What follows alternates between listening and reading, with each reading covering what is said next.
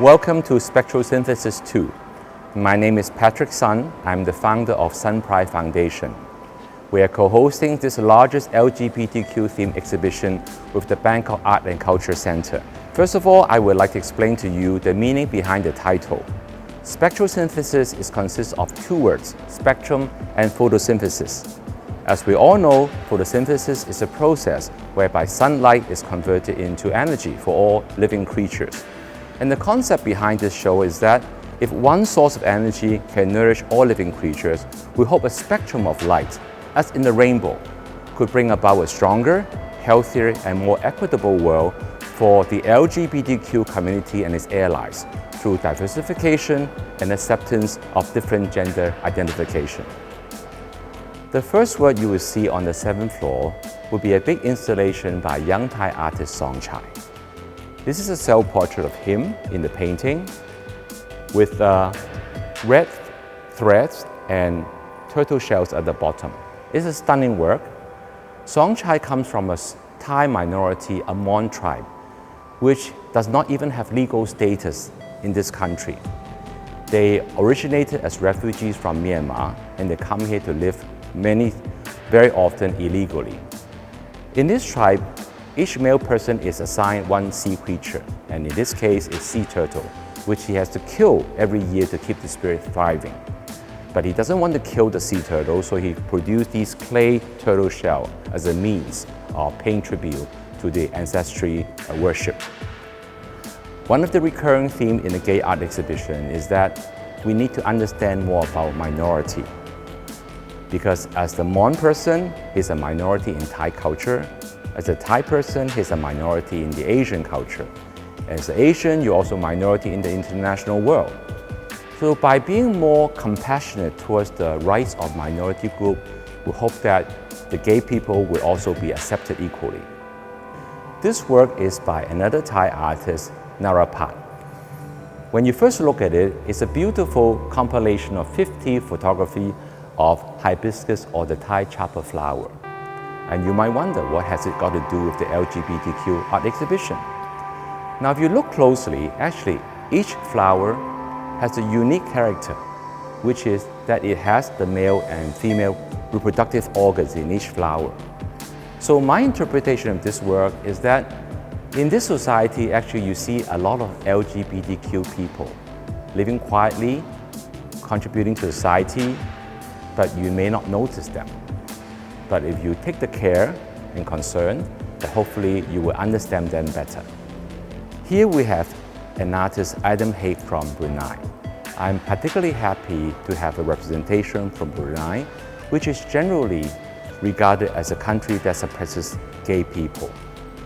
Adam uses lightning as his theme, and he gave me a poem by Charles Caleb Cotton, which says essentially that if you hear thunder, you are scared, but actually don't be afraid, you are safe. Because if you do not hear the thunder, that means you might be struck by the lightning and you'll be killed instantly. Now, how I relate to this is that, in most countries in Asia, we face slandering, ridicule, we're being mocked, and we get very frustrated as gay people.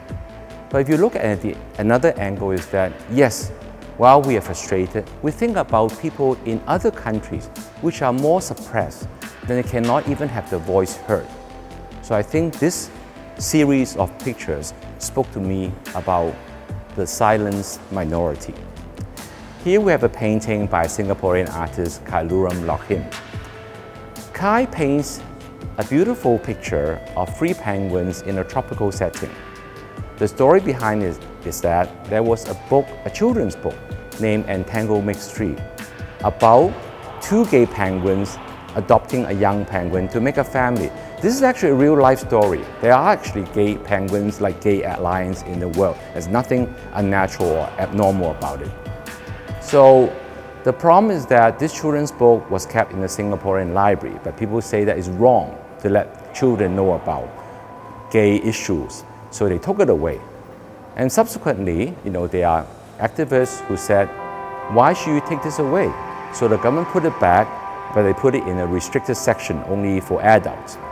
So here Kai addresses a rather funny situation, and I want everybody to think about when and how should we address the gay issue to children.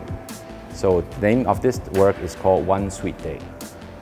Cho Thin Lee is an artist from Cambodia, and his signature style is depicting figures almost floating in water.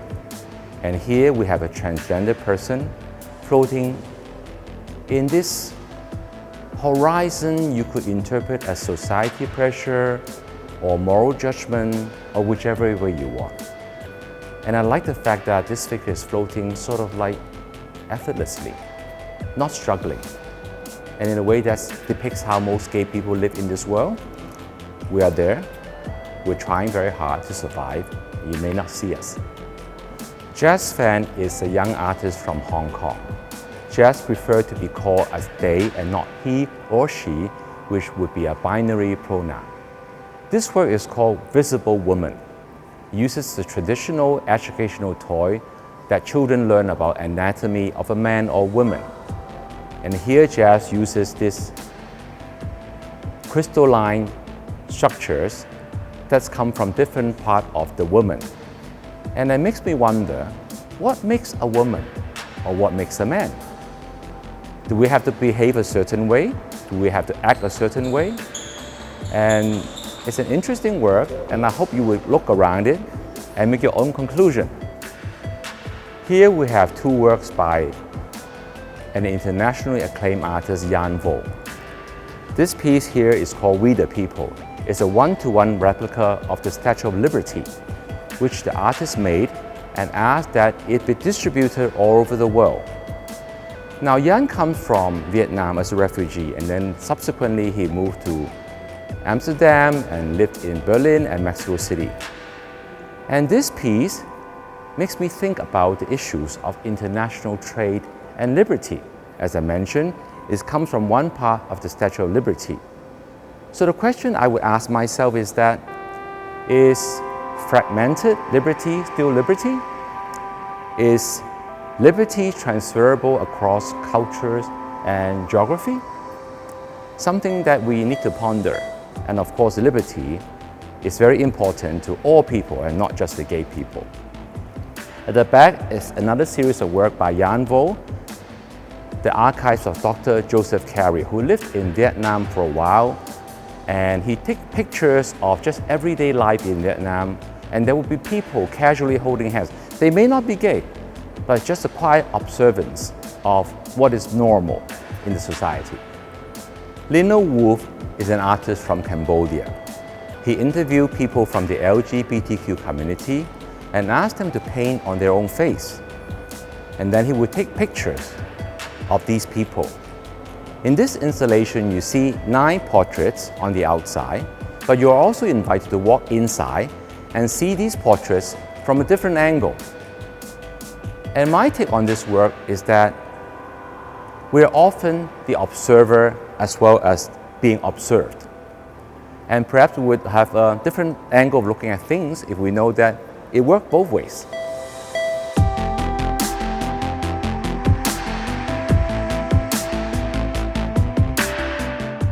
This work is created by 2 Thai artists, Samak and Sornchai. You see 18 sheep and a rainbow color mirror. Now the number 18 is very important because it represents the 18 different gender identification in Thailand. And the lamb is a commonly seen animal in many different religions, for example, Muslim or Christianity. So here the artist is talking about perhaps the religious minority and sexual minority and how we see ourselves through the mirror of a spectrum. And it's an intriguing piece, and I want everyone to walk around, take pictures, and enjoy how you would feel living amongst a flock of other kinds. David Mandela is a very important artist from Philippines, and I feel honored and privileged that he participated with this work, A Stitch in Time. This work originated from the idea that he had 2 handkerchiefs that he passed to his ex-lovers, and many years later, he saw these handkerchiefs again. And from that instance, he developed this work called A Stitch in Time. and is very, very popular when it was exhibited internationally, including Venice Biennale a few years ago. I invite everyone to participate to sew something they like. It could be a badge, an amulet, a trinket, or any memorabilia that you want to sew onto this work. And I would like you to think about the next time you see this work. Where will you be, who you love, and where you are? And I think this work speaks to me that in a way we are all connected universally. And just an interesting fact is that when this work was first presented in London, there were big name artists who participated, including David Hockney, Yoko Ono, Gilbert and George, and Joseph Boy. So maybe you can be a part of it. Anne Samat is an artist from Malaysia. And she presents a work, The Phoenix Rising. And to me, it seems like a transgender person marrying herself. And it's like a beautiful bridal gown. Now, Anne typically collects household products like baskets, keychains, vases to make beautiful sculptures. And you see this person with both male and female organs. I will let you explore how these private parts will come about. And behind you see a beautiful train of multicolor.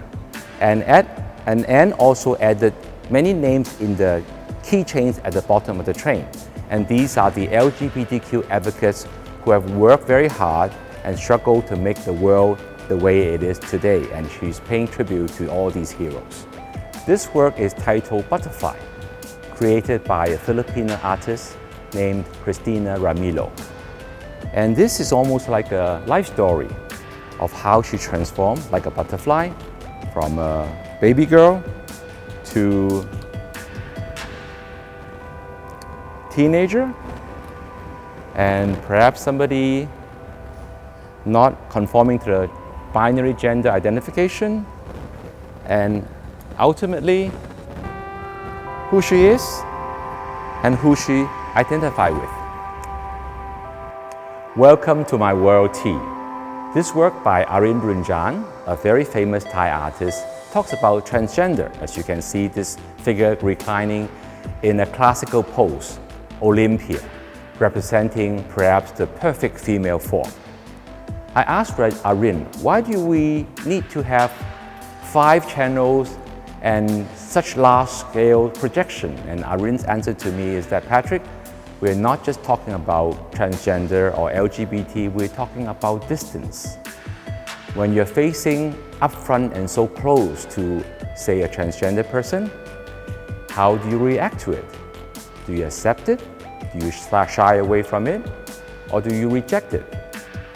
So here's a work that we need to look at the LGBTQ issue in terms of distance, whether it's imposed culturally, physically, or socially. This work, Over the Black Rainbow, is presented by Indonesian artist Yoppy Pieter. I think Yoppy is very brave to come out to present his work in this show with a gay theme. But I think we, as a gay person, has a duty to step out and show our voice. And here, Yoppy shows a group of people who went to the LGBT school during the time when Indonesia was more open and liberal and not as suppressing as it is to the gay community. And I want everybody to walk around to see these images and listen to the chanting behind, which is part of the Quran. These paper cuttings by a Chinese artist, Xiyadie, who used to live in the rural countryside of northwestern China. He was gay, but he was also married and have a child, and it was very difficult for him to come out. So in this work, he imagined that he was living in turmoil. And I could relate to that. You know, he's sitting on a sharp-edged sword with burning desires and a snake in his body. He's thinking about his boyfriend and he needs to suppress his sexual desire. So he imagined that he had to sew up his penis, and that's how painful it is. And then on the other side, we have a picture showing the wife is inside the house nursing a baby, and while he was outside enjoying himself freely. There are 5 works altogether, and I'm happy to say that this artist subsequently lived a happier life. He has moved to Beijing, and as you can see from the rest of the artwork, that he's enjoying a more open, in a more tolerant society. As we come towards the end of the show, we get into a darker mood. We have Martin Wong, an American artist, one of Asian origin, who eventually died of AIDS. We are lucky to have 4 of his work representing different styles. Here we have typical work showing like bricks and constellation, and we also work across from me with sign language and prison scenes, which are works that he's very well known for. But I'd like to draw you to a special painting that we acquire, this cactus drawing, which was done in his last days. When he was very ill, he had to live with his mother, who did not understand his son's sexual orientation and basically forbid him to draw anything to deal with a sexual subject. So he had to resign to draw cactus. But look at this cactus. It's sensuous, it's succulent, it's almost erotic to look at. But it also tells me a story that no matter how free or successful we are, we'll still have to succumb to family pressure. And I could only wish that we could all deal with it in a more comfortable and accepting way.